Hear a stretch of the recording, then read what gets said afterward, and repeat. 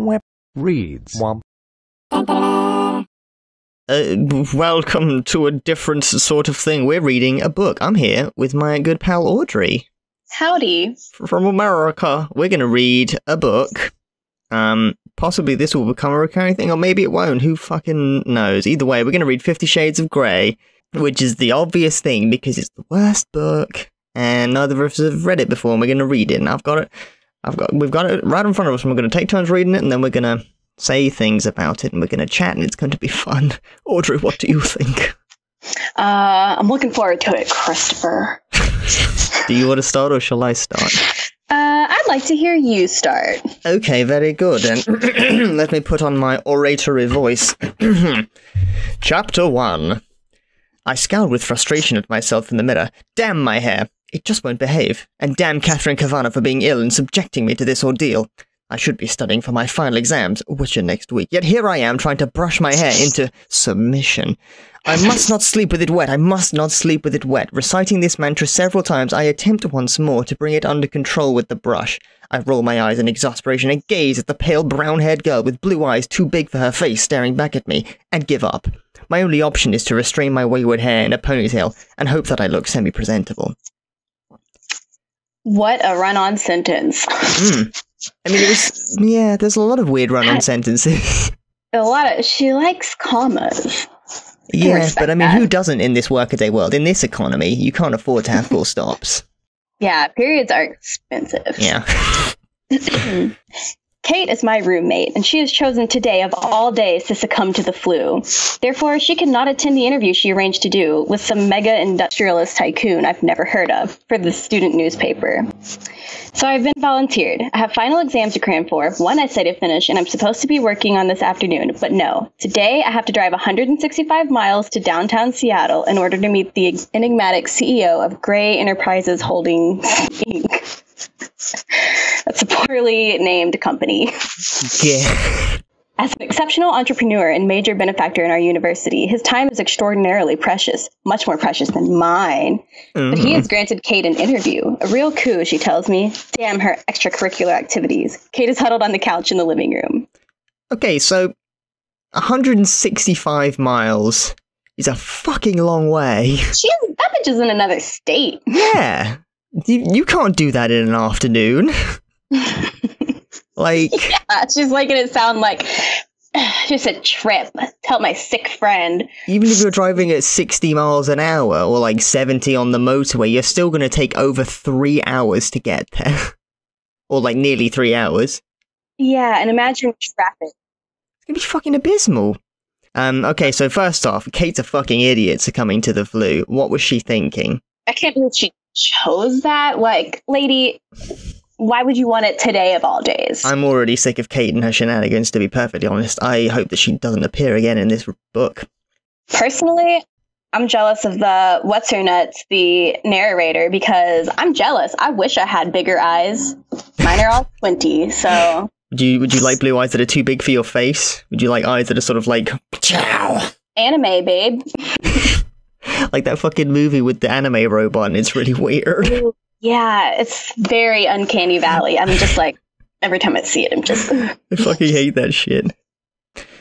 Anna, I'm sorry. It took me 9 months to get this interview. It will take another 6 to reschedule, and we'll both have graduated by then. As the editor, I can't blow this off. Please, Kate begs me in her rasping sore throat voice. Oh, sorry. How does she do it? Even ill, she looks gammy and gorgeous. Strawberry blonde hair in place and green eyes bright, although now red-rimmed and runny. I ignore my pang of unwelcome sympathy. Of course I'll go, Kate. You should get back into bed. Would you like some NyQuil or Tylenol? NyQuil? I'll do a horse voice because it said after I'd already fucking ruined it. NyQuil, please. Here are the questions in my digital recorder. Just press record here. Make notes. I'll transcribe it all. I know nothing about him, I murmur, trying and failing to suppress my rising panic. Red-rimmed and runny. I feel like that's... poor choice of phrase in a sex book. You know what I'm saying? Sounds like a... Oh, things will probably get more runny later on. Oh my god. Audrey, stop. I'm sorry, I've had some drinks, and that is why I can't read out loud very well currently. We've both been drinking. I've had half a cider. No, I've had almost all of a cider, actually. That's right. The questions will see you through. Oh, the questions will see you through. Go. It's a long drive. I don't want you to be late. Okay, I'm going. Get back to bed. I made you some soup to heat up later. I stare at her fondly. Oh. Only for you, Kate, would I do this. Any other fucker I'd leave to die. Yeah. I will. Good luck. And thanks, Anna. As usual, you're my lifesaver. Gathering my satchel, I smile wryly at her, then head out the door to my car. I cannot believe I have let Kate talk me into this. But then Kate can talk anyone into anything. Mm-hmm. She'll make an exceptional journalist. She's articulate, strong, persuasive, argumentative, beautiful, and she's my dearest, dearest friend. She found a thesaurus. I was just gonna fucking say, she's articulate, strong, persuasive, argumentative, abrasive, lutitious, loquacious, and ludicrous. And ludicrous. And she's my dearest, dearest friend. Yeah, it's not evidently clear.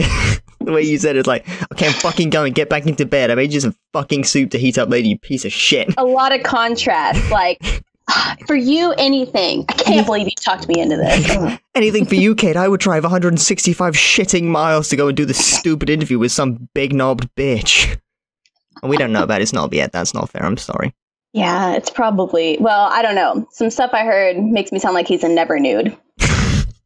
I'm not kidding. He has. God, I hope so. I'm just going to ruin this line for you. It's going to crack you up. Okay, cool. The roads are clear as I set off from Vancouver, Washington toward Portland and the I-5. It's early, and I don't have to be in Seattle until 2 this afternoon. Fortunately, Kate's lent me her sporty Mercedes CLK. I'm not sure Wanda, my old VW Butyl, would make the journal in time. The journey in time. Oh, the Merc is a fun drive, and the miles slip away as I floor the pedal to the metal. She lent her a Mercedes? Who is this girl? How's her insurance work? Is she gonna be, well, I guess if she can afford a Mercedes, she's probably fine. Don't even worry about it. My daddy pays for the Mercedes, so you can crash it like 17 times and it's fine. She's a journalist. Let's not make assumptions. Well, they're both in school. Yeah, you're right. She got that. Or her mom. She's not a journalist. Yeah, I'm sorry, I shouldn't conform to gender. My parents are totally rich. They actually own several states. The bad ones, Dakota. The slip away as I floor the pedal to the metal. Mm-hmm. You floor it? I don't know. It just is weird wording. It seems like a combination of two idioms. It doesn't seem necessary. I floor the pedal to the metal, and I look outside the envelope and push the boat out at the same time. Don't even worry about it. Does the Pope shit in the woods? I don't know. Do you think the Pope would ever shit in the woods if he had to? That guy's pretty chill. Do you think the Pope's ever done weed? I think he's probably had some gummies or some, a little bit of sativa in his communion crackers, you know what I'm saying? Actually, don't know how Catholics take the Lord's Supper, so whatever. He's put a little something in the blood of Christ, you know. A little bit too much of that, if you get what I'm saying. He's done a toke, you know. My destination is the headquarters of Mr. Gray's global enterprise. It's a huge 20-story office building, all curved glass and steel, an architect's utilitarian fantasy, with Gray House written discreetly in steel over the glass front doors. It's a quarter That's the longest sentence. I'm sorry, it's just so long. That was one sentence. Yeah, it was like 4 lines.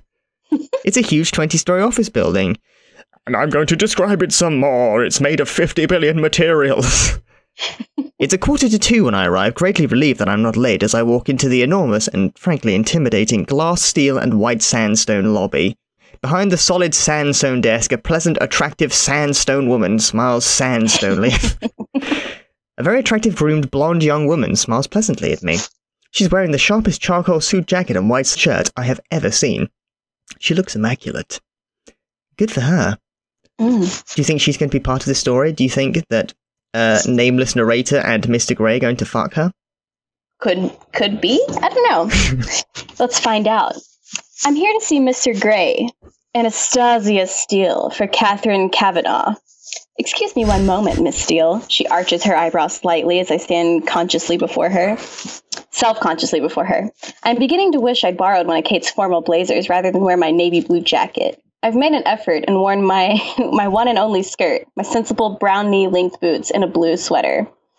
For me, this is smart. I tuck one of the escaped tendrils of my hair behind my ear as I pretend she doesn't intimidate me. Okay, a couple of things. Sorry. Okay, let's go ahead. First thing, the word tendril, I don't think was merited. No one talks like that. No one thinks to themselves like that. When I think of the word tendril, I think very specifically of like Lovecraftian horror. Yeah, same thing. So, don't worry, I can edit that out, Audrey. People don't need to know about your lifestyle. One of my friends in Indiana called me the hentai wizard, and I don't know why. I think it's because I watched anime. So that's what people called me at work. And I was like, oh no. Please help. Please, I'm not a wizard. At best, I'm a conjurer.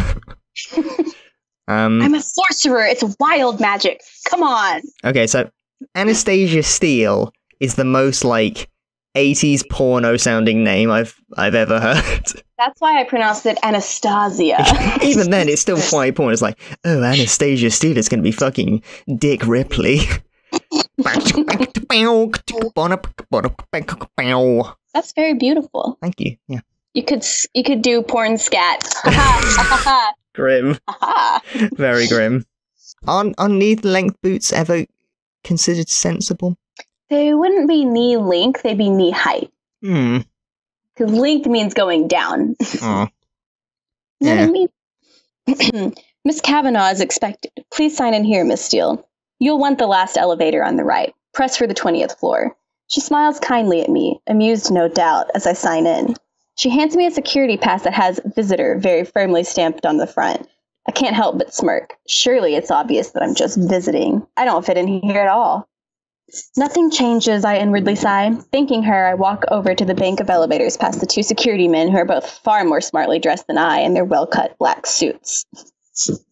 The elevator whisks me with terminal velocity to the 20th floor.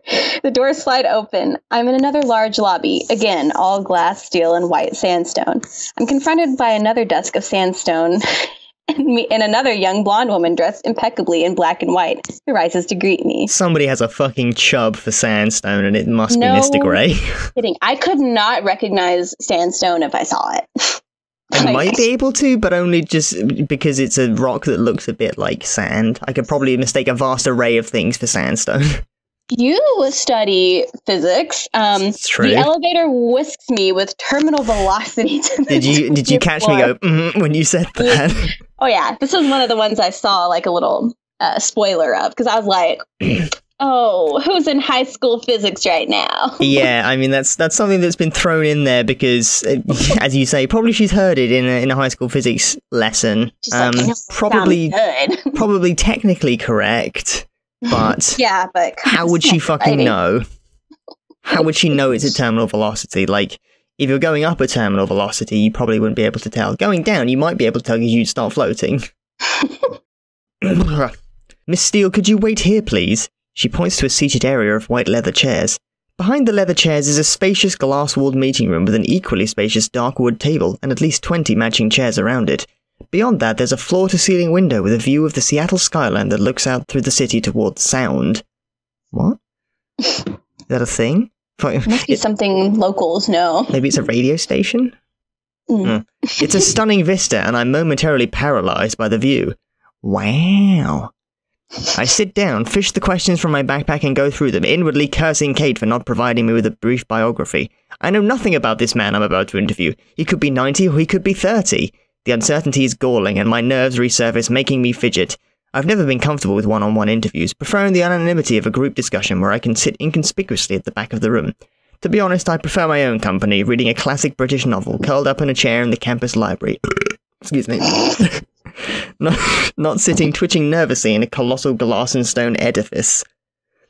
Thoughts so far? I'm not like other girls. I like to read classic British novels. I don't like going out to the clubs Harry of the Potter, evening. Ever heard of it? I like to sit at home and read the Silmarillion. I fucking love Tolkien. If he was alive today, I would suck his dick. Not that I would tell. You got a hobbit dick, boy, or you got an elf dick? I'd like to possess his ring of power, if you get what I'm saying. JRR stands for Ronald Tolkien, did you know? Everybody knows that. Everybody knows that. I roll my eyes at myself. Get a grip, Steele. Judging from the building, which is too clinical and modern, I guess Gray is in his 40s. Fit, tanned, and fair-haired to match the rest of the personnel. Another elegant, flawlessly dressed blonde comes out of a large door to the right. What is up with all the immaculate blondes? It's like Stepford in here. Taking a deep breath, I stand up. Miss Steele, the latest blonde, asks. Yes, I croak and clear my throat. Yes. There, that sounded more confident. Mr. Gray will see you in a moment. May I take your jacket? Oh, please. I struggle out of the jacket. Have you been offered any refreshment? No. Oh dear, is blonde number 1 in trouble? Blonde number 2 frowns and eyes the young woman at the desk. Would you like tea, coffee, water? She asked, turning her attention back to me. A glass of water. Thank you, I murmur. Ooh, blonde number 1 is gonna get fucking killed. Olivia, please fetch Miss Steele a glass of water. Her voice is stern. Hang on, let me re-say that. Olivia, please fetch Miss Steele a glass of water. Her voice is stern. That was very stern, I loved it.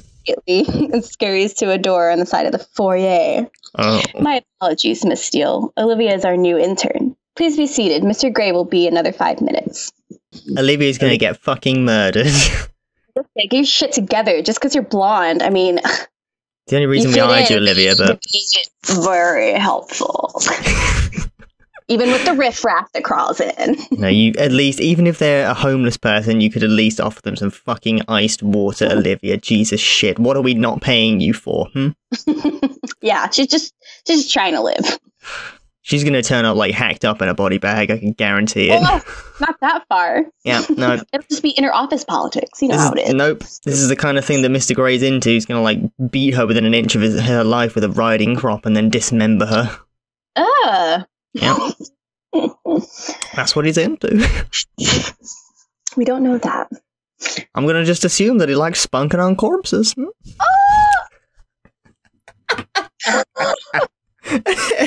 Who says spunkin'? British people. Ugh. Alright, let us continue. Yeah. Olivia returns with a glass of iced water. Here you go, Miss Steele. Thank you. Blonde number 2 marches over to the large desk, her heels clicking and echoing on the sandstone floor. She sits down and they both continue their work. Perhaps Mr. Gray insists on all his employees being blonde. I'm wondering idly if that's legal when the office door opens and a tall, elegantly dressed, attractive African-American man with short dreads exits. I have definitely worn the wrong clothes. He turns and says through the door, "Golf this week, Gray?" I don't hear the reply. He turns, sees me, and smiles, his dark eyes crinkling at the corners. Olivia has jumped up and called the elevator. She seems to excel at jumping from her seat. She's more nervous than me. Good afternoon, ladies, he says as he departs through the sliding door. I stand rather shakily, trying to suppress my nerves. Gathering up my satchel, I abandon my glass of water and make my way to the partially open door. You don't need to knock, just go in, she smiles kindly. I push open the door and stumble through, tripping over my own feet and falling headfirst into the office. Good one. Double crap. Me and my 2 left feet. I'm on my hands and knees in the doorway to Mr. Gray's office, and gentle hands are around me helping me to stand. I'm so embarrassed. Damn my clumsiness. I have to steel myself to glance up. Holy cow. He's so young. Steel myself because her name's Anastasia Steele. I bet E.L. James was patting herself on the back for fucking weeks on that. She was like...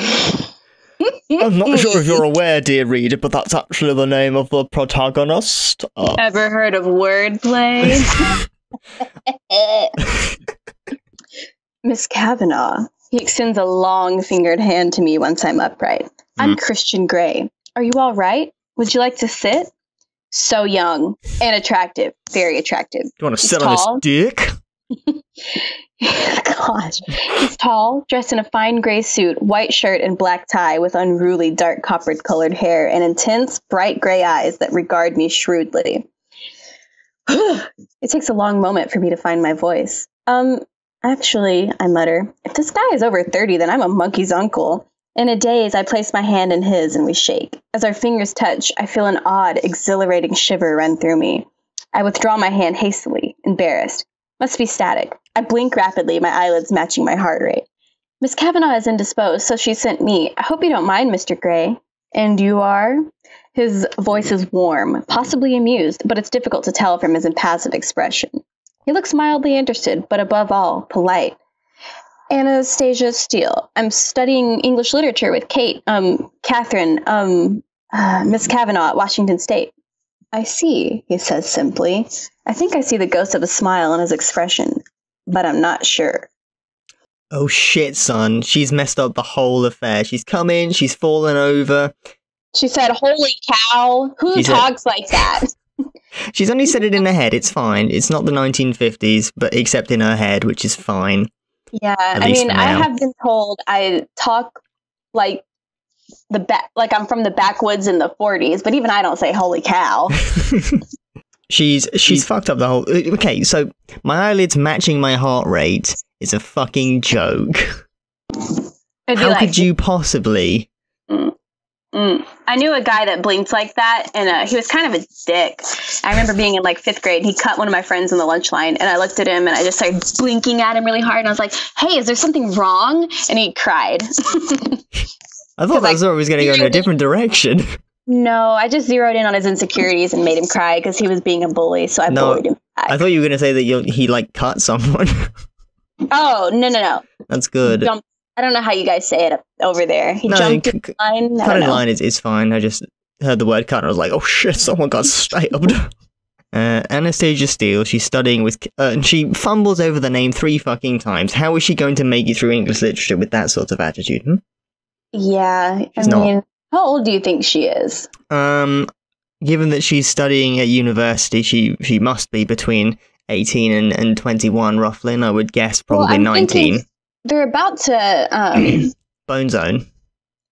No. I think they're about to graduate, so I think she's probably closer to my age, or we're about the same age. 22.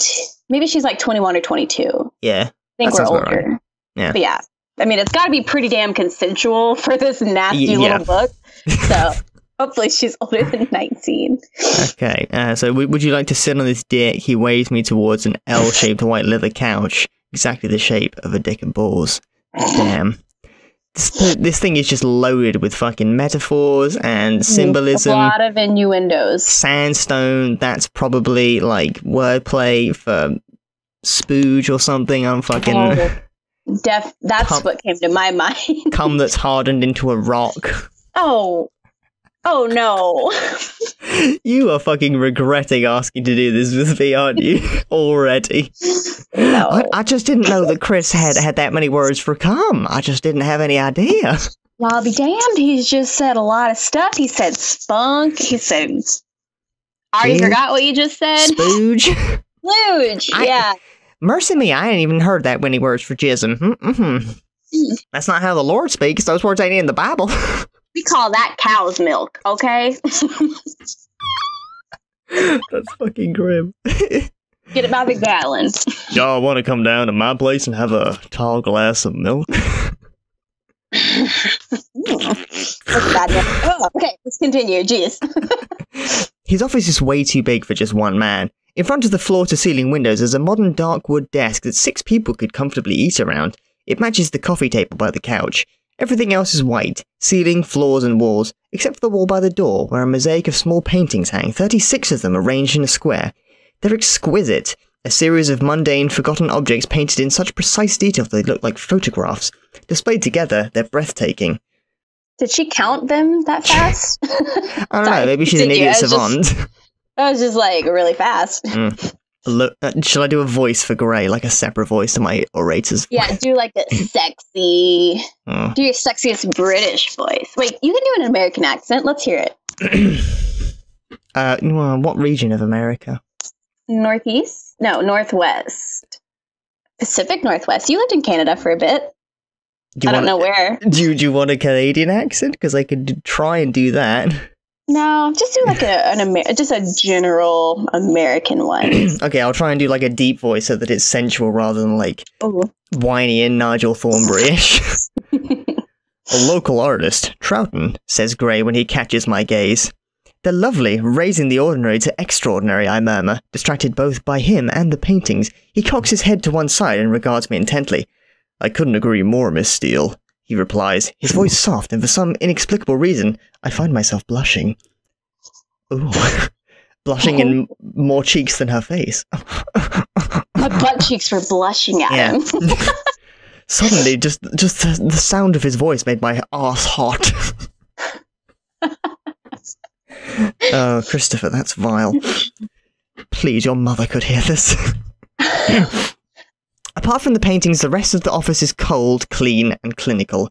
I wonder if it reflects the personality of the Adonis who sinks gracefully into one of the white leather chairs opposite me.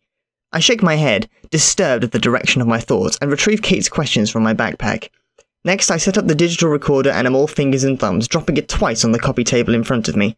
Mr. Gray says nothing, waiting patiently, I hope, as I become increasingly embarrassed and flustered. When I pluck up the courage to look at him, he's watching me, one hand relaxed in his lap and the other cupping his chin and trailing his long index finger across his lips. I think he's trying to suppress a smile.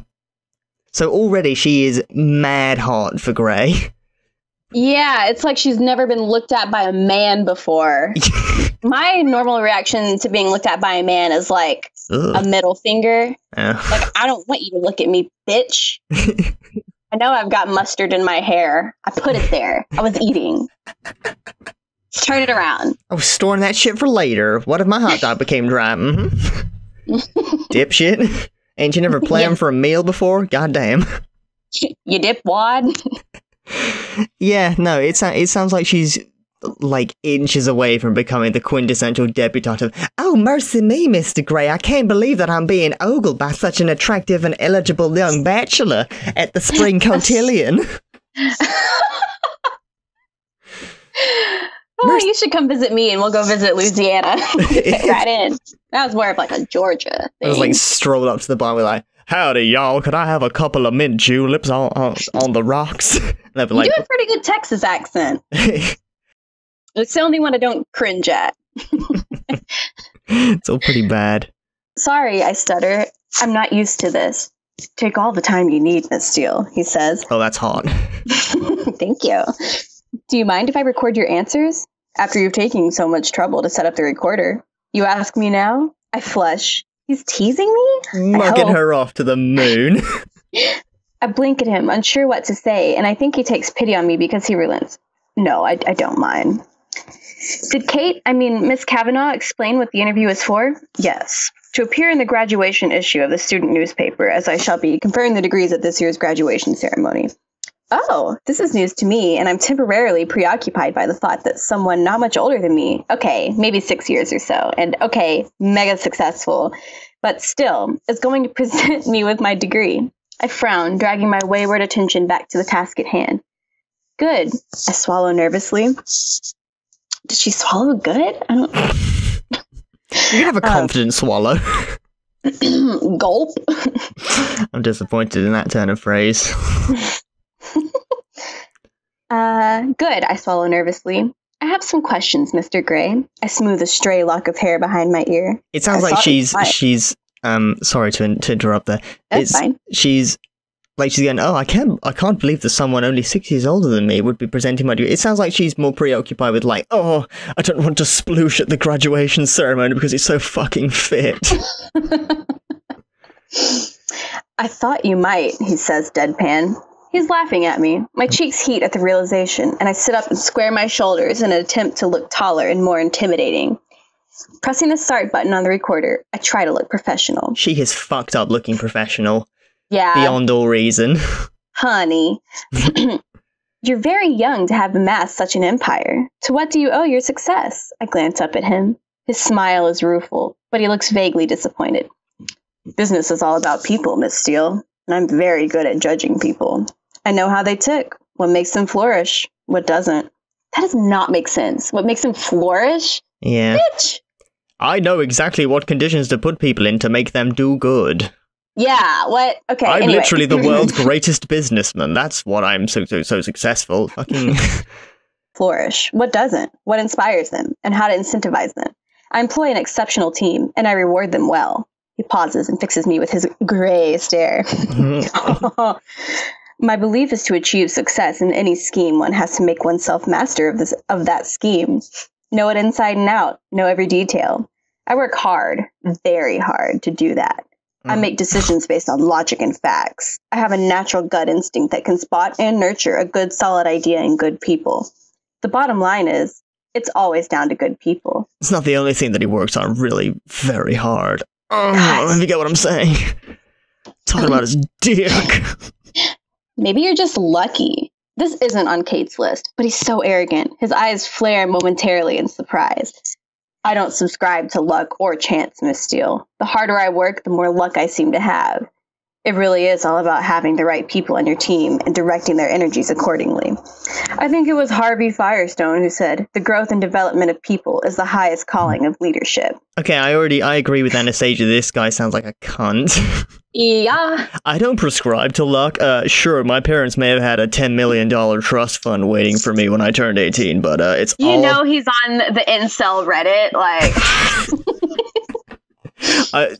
I can't believe that no one will fuck me. I'm handsome and successful, but women should be throwing themselves on my dick. You know? I don't get it. I'm trying to incentivize them. I've incentivized them by putting a dollar bill above my penis, and they're just not biting, you know? Give me a 50 at least. You sound like a control freak. The words are out of my mouth before I can stop them. Oh, I exercise control in all things, Miss Steele, he says without a trace. Ooh, ah! I look at him, and he holds my gaze steadily, impassive. My heartbeat quickens, and my face flushes again. Why does he have such an unnerving effect on me? His overwhelming good looks, maybe? The way his eyes blaze at me? The way he strokes his index finger across his lower lip? I wish he'd stop doing that. Jesus Christ. Bitch, keep it in your pants! There is no way she's gonna keep it in her pants until the end of this meeting. It's like, oh, he's touching his lower lip. His long fingers. She fucking mentioned it at the beginning of the interview. It's like, oh, his long fingers were fucking... You know what that could reach. Did you know that you could cram them up my pussy? Excuse me about that. Besides, immense power is acquired by assuring yourself in your secret reveries that you were born to control things. He continues, his voice soft. Do you feel that you have that immense power? Control freak. I employ over 40,000 people, Miss Steele. That gives me a certain sense of responsibility. Power, if you will. If I were just to decide that I was no longer interested in the telecommunications business and sell, 20,000 people would struggle to make their mortgage payments after a month or so. My mouth drops open.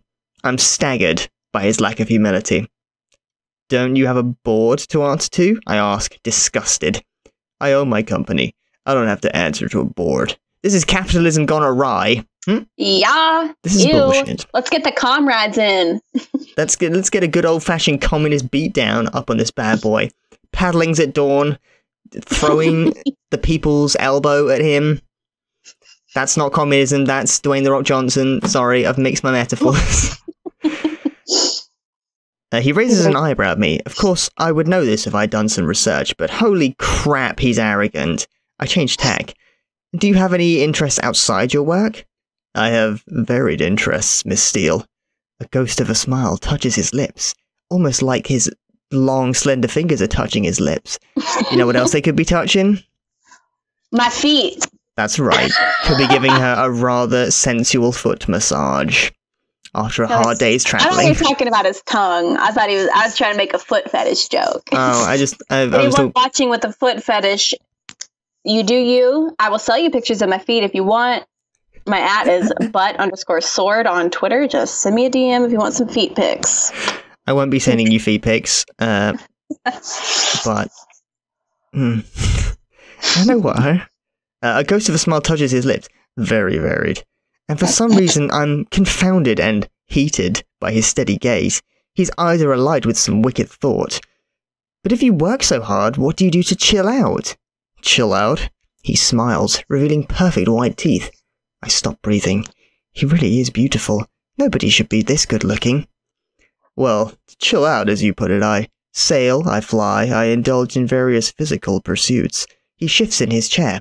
I'm a very wealthy man, Miss Steele, and I have expensive and absorbing hobbies.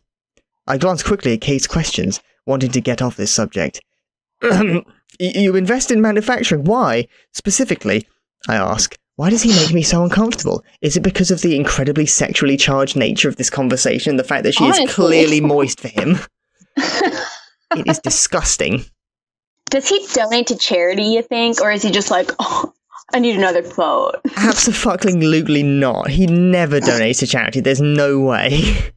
He's one of those, I worked hard to get where I am. I'm not going to give out free handouts. He's already fucking said that he doesn't subscribe to luck or charm. There's no way he's giving to charity. This guy's a bastard, man. Excuse me, I have to buy 75 ivory back scratchers and tie them together so I can reach with my massive fingers. Fucking, I like to tie them to my hands and pretend that I'm a Wolverine. It's very expensive. I give elephants back scratches before I kill them and, bring their tusks to make more back scratches. That's right, yeah. Everything in my house is made of ivory and sandstone. Even my bathtub. And the water itself, pure molten ivory. I like to build things. I like to know how things work, what makes things tick, how to construct and deconstruct. And I have a love of ships. What can I say? That sounds like your heart talking rather than logic and facts. His mouth quirks up, and he stares appraisingly at me. Possibly. Though there are people who'd say I don't have a heart. Why would they say that? Because they know me well. His lips curls in a wry smile. Oh, now he's being wry and saucy with the young lady. He's one of those, when you're in high school and you're like, I don't have feelings, rah, rah, rah, rah. I used to be like that, and I was such a tool. My mom was literally like, sometimes I wonder if you're a sociopath. And I was like, maybe, but I'm not. It was just me being a shitty 15-year-old. Yeah, it's one of those things you sort of idolize when you're younger, like, oh my god, imagine all of these people who are like tortured artists that don't actually feel positive emotions, and then you sort of become older and you get depression. It's like, fuck. You're like, now I'm in therapy to learn how to feel and access my emotions. I didn't cry on the toilet at work for 5 minutes today. Wait, to be fair. Sitting in your house being like, this is far less glamorous than I thought. I assumed it would be lots of like midnight parties doing coke off of hookers and selling lots of appraised artworks, but actually it's a lot more of sitting at home wondering why it is the Bayonetta soundtrack is making me weep. And sometimes the best times are just getting drunk and reading shitty porn with your friend out loud. Yeah. We're having fun. We're having fun. Yeah, it is fun. Because they know me well, his lip curls in a wry smile. Would your friends say that you're easy to get to know? And I regret the question as soon as I say it. It's not on Kate's list. I'm a very private person, Miss Steele. I go a long way to protect my privacy. I don't often give interviews, he trails off. Why did you agree to do this one? Because I'm a benefactor of the university, and for all intents and purposes, I couldn't get Miss Kavanaugh off my bag. She badgered and badgered my PR people, and I admire that kind of tenacity. I know how tenacious Kate can be. That's why I'm sitting here squirming uncomfortably under his penetrating gaze when I should be studying for my exams. Not a good enough reason to use the word penetrating. Nope. That's not natural there. Nope. You also invest in farming technologies. Why are you interested in this area? We can't eat money, Miss Steele, and there are too many people on this planet who don't have enough to eat. All right, maybe we got a little ahead of ourselves. Maybe our foot is in our mouth right now. No, I'm going to stand by what I said before, and that he's only doing this for business reasons.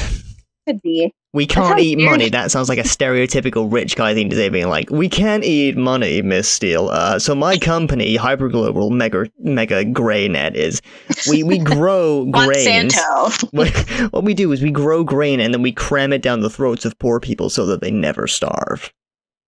It's awesome. That sounds very philanthropic. Is it something you feel passionately about? Feeding the world's poor?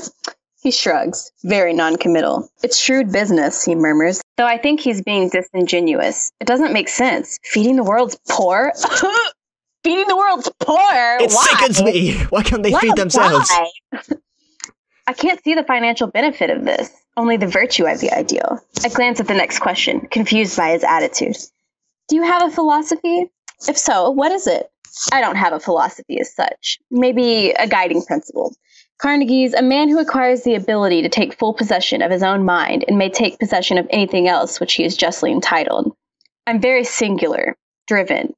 I like control of myself and those around me. You want to possess things? You are a control freak. I want to deserve to possess them, but yes, bottom line, I do. You sound like the ultimate consumer. I am, he smiles, but the smile doesn't touch his eyes. Again, this is at odds with someone who wants to feed the world, so I can't help thinking that we're talking about something else. But I'm absolutely mystified as to what it is. Yes, what could it be? What on earth could they be talking about, Audrey? What do you think? Boy, I just I don't know. Do y'all think that Christian Grey's may be talking about getting that sweet, sweet poontang? I swallow hard. The temperature in the room is rising. Or maybe it's just me. I just want this interview to be over. Surely Kate has enough material now? She's asked like 2 fucking questions. I glance at that question. You were adopted. How far do you think that shaped the way you are? What? In my book, I've got how much do you think it shaped the way you are? That's what your book says? Yeah. Oh, this is personal. I stare at him, hoping he's not offended. His brow furrows. I have no way of knowing. My interest is piqued. How old were you when you were adopted? That's a matter of public record, Miss Steele. His tone is stern. I flush again. Crap. Yes, of course. If I'd known I was doing this interview, I would have done some research. I move on quickly. You've had to sacrifice a family life for your work. That's not a question. He's terse. Sorry. I squirm. He's made me feel like an errant child. I try again. Have you had to sacrifice a family life for your work? I have a family. I have a brother and a sister and 2 loving parents. I'm not interested in expanding my family beyond that. I gotta take a break for that. Excuse me, I have a brother and a sister and some parents, adopted, but, you know. Also, bitch, I'm like 28. I don't want kids. Are you kidding me? I haven't had to give up anything. I'm not even 30. Yeah. It's going very weirdly. Like, obviously it's been set up that I had to do this interview at the last minute, and then it's sort of doing a lot of, oh, she's put her foot in it because she hasn't prepared. Makes us sympathize with the narrator because she's being a fucking idiot, but I don't know, it's just weird. It's weird writing. Are you gay, Mr. Grey? He inhales sharply and I cringe, mortified. Crap, why didn't I employ some kind of filter before I read this straight out? How can I tell him I'm just reading the questions? Damn Kate and her curiosity. No, Anastasia, I'm not. He raises his eyebrows, a cool gleam in his eyes. He does not look pleased. I apologize, it's written here. It's the first time he said my name. My heartbeat is accelerated and my cheeks are heating up again. Nervously, I tuck my loosened hair behind my ear. He cocks his head to one side. These aren't your own questions? The blood drains from my head. No, Kate, Miss Kavanagh, she compiled the questions. Are you colleagues on the student paper? Oh no, I have nothing to do with the student paper. It's her extracurricular activity, not mine. My face is aflame. No, she's my roommate. He rubs his chin in quiet deliberation, his grey eyes appraising me. Did you volunteer to do this interview? He asks, his voice deadly quiet. Shit, she's been fucking rumbled. Yeah, I don't know why he'd be so mad about this. Like, who cares? I can't believe I'm not being interviewed by a genuine member of the student press. Yeah, the real important one. I guess she's in journalism school, so whatever. Even so, she's still doing like an English major, so... His voice deadly quiet. Hang on, who's supposed to be interviewing whom? His eyes burn into me, and I'm compelled to answer with the truth. I was drafted, she's not well. My voice is weak and apologetic. That explains a great deal. There's a knock at the door, and blonde number 2 enters. Mr. Grey, forgive me for interrupting, but your next meeting is in 2 minutes. We're not finished here, Andrea. Please cancel my next meeting. That's really, something. Oh, damn. And now we finally know the name of blonde number 2, and she can become an integral part of the storyline with her own thoughts, opinions, and dreams. It's similar to my name, kinda. There's an A in it, and a D.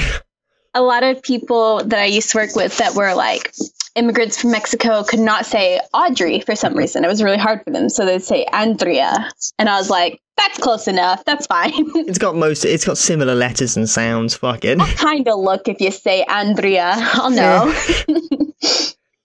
Andrea hesitates, gaping at him. She appears lost. He turns his head slowly to face her and raises his eyebrows. She flushes bright pink. Oh good, it's not just me. Very well, Mr. Grey, she mutters, and then exits. He frowns and turns his attention back to me. Good to know that, like, everyone in the whole world is fucking hot for Mr. Grey, even Andrea. I mean, he's got the coppery hair, so... Do we know that? Do we know anything about his description? Oh shit, I wasn't paying attention. Yeah. I mean, yeah, I don't remember who was reading it. It might have been me. I was just assuming the only description was, Mr. Grey is a tall man with a large bulge in the front of his trousers. Yeah. If there's anything that we know about Christian Grey, it's that he has a large wanger. Dude is hung. Very well, Mr. Grey, she mutters, then exits. He frowns and turns his attention back to me. Where were we, Miss Steele? Oh, we're back to Miss Steele now. Please don't let me keep you from anything. I want to know about you. I think that's only fair. His eyes are alight with curiosity. Double crap. Where's he going with this? He places his elbows on the arms of the chair and steeples his finger in front of his mouth. His fingers, in front of his mouth. His mouth is very distracting. I swallow. Oh, shit is getting mildly sensual. A little bit. Fingers, mouths, distracting mouths. It's very minor flirting TBQH. Like, it's not even flirting, it's just that she's quite hot for him and she's like, Oh my god, his fingers are in front of his mouth. That mouth could be put to better use, if you know what I'm saying. I can't even think of times that I've seen someone that hot, like, in person, and that I'm just like, you know, well. I mean, I have the opposite experience to you because I'm... how's the best way to phrase this without making me look like a fucking weirdo? You're a thirsty lad. That's the one, yes, I'm a thirsty lad. Okay, to be fair, girls are really pretty. Yeah. I love girls. Sorry, I freaking love girls. If anyone in my, if someone I know comes across this and they hear me dropping F-bombs, I'm going to be so embarrassed. Do you want me to bleep out your swears? Because I've been swearing up a storm.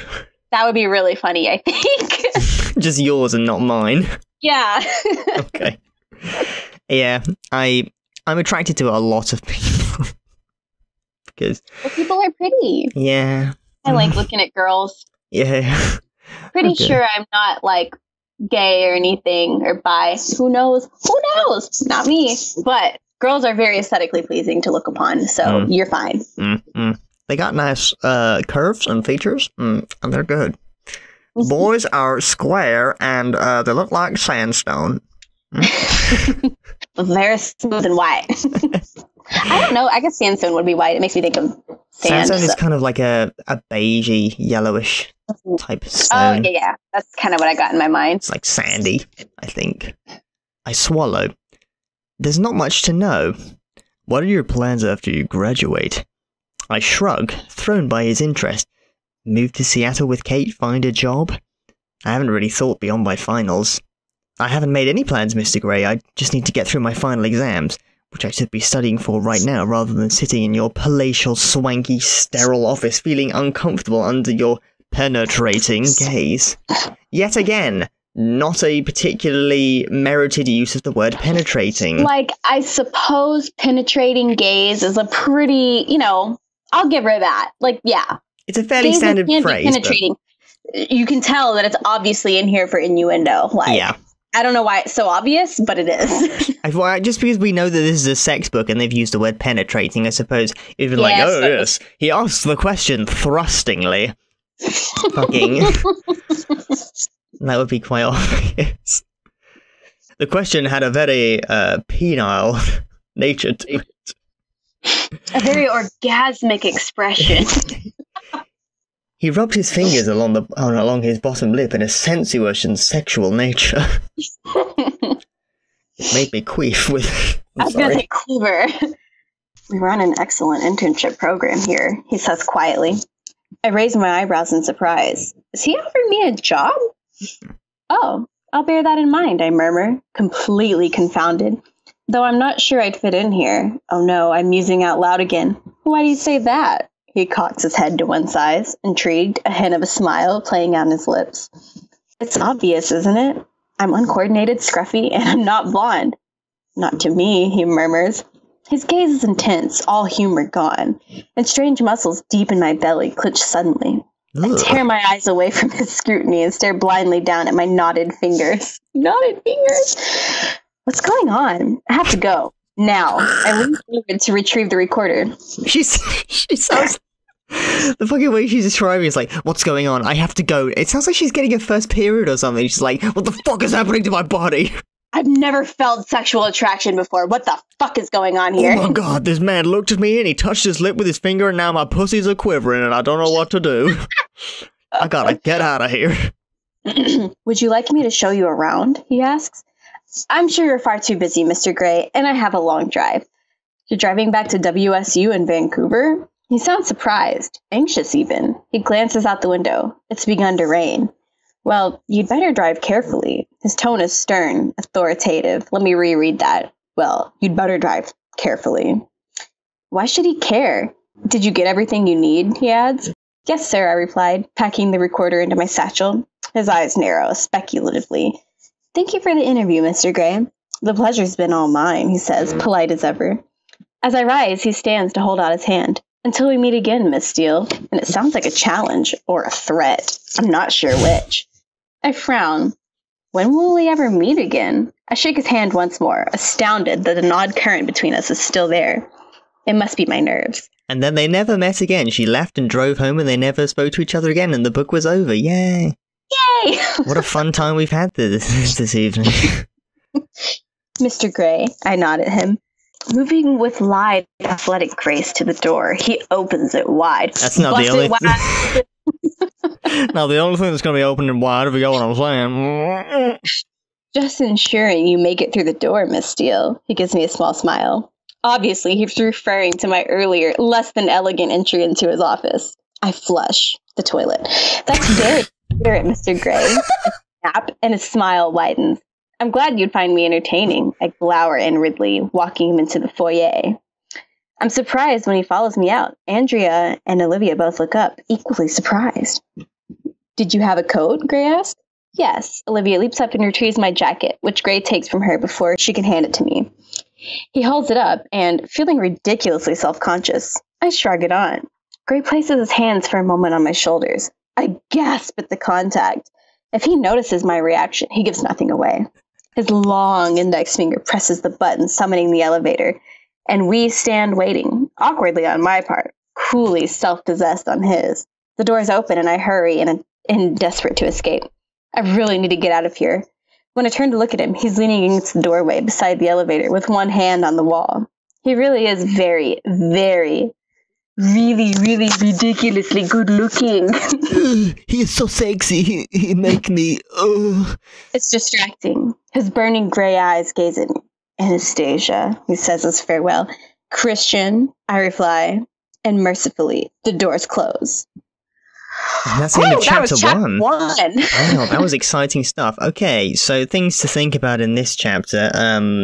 Number one, how fucking insanely moist Anastasia is for Christian Grey. It's almost like she's never seen a male flirt with her. Like, flirting is in the sense like, this ain't never gonna happen, but we can have fun with it, you know? It's the demeanor of someone who is incredibly lonely and insecure. Like, I identify with this protagonist quite heavily. Particularly the line right at the end there being like, oh, his fingers touched on my shoulders, and I was like, ugh. Because I can very much identify with that. I can pretend, like, so usually when I see men, I'm like, fuck you, I hate you. Your gender, your sex is a problem, not gender. We know there's a lot more than just the one, but I digress. I digest. Nice one. I don't know, sometimes when a hottie touches you casually, you're like, oh, thank you. I gotta go. Yeah, people don't seem to understand. Like, that girl just like touched you on the face once, and like, yeah, that's more human contact than I've had for like a week. I just sit at home hugging my cat, so this is like fucking for me. My, like, therapist or my chiropractor, I'm like, can I have a mom hug? You know, you ask moms for that. I haven't seen my mama in 2 years, so I'm like, I need that kind of. I need to hit a mom hug. This is going to be a very fun book. Yeah, and we're already on the end of chapter 1. His long index finger presses the button summoning the elevator. She is so obsessed with his long fingers. I know, and it's because no one can reach the G spot in women. I'm just thinking. There's no way that she's not thinking about it in a sexual age, being like, oh my god, what if those long fingers would be crammed in some sort of intimate orifice? Can you possibly hit that spongy part of flesh doing the cup finger motion? Is that too far? Sorry. It's fine, I'll keep it in. It's only embarrassing you. My fellow ladies know what I'm talking about, okay? Ain't no man knows how to get up in my giblets and touch my special intimate area, if you know what I'm saying. My giblet gravy, okay? Ain't nobody knows how to touch my fun button. In the 50 years I've been on this planet, ain't no man been able to reach up into my sexy zone. My sexy zone. My inner goddess. She says that a lot later in the book, I've learned. Oh, good. That's gonna be good. Mercifully, the doors close. Like, it feels as though as soon as the doors close, she's just gonna be, like, leaking fluids. Like, that was so fucking hot. I asked him if he was gay, and he said no. Oh, that means I have a chance. Like, she's some Scottish fucking farm girl. Christian Grey, let me ask you a few fucking questions. Grey, could you please fuck me? I want to feel your long fingers inside me. Could you give me a good rogering? Could you just sling... Could you bugger me real good in the barn next to the sheep? Sling your wanger right up my fucking clunge there.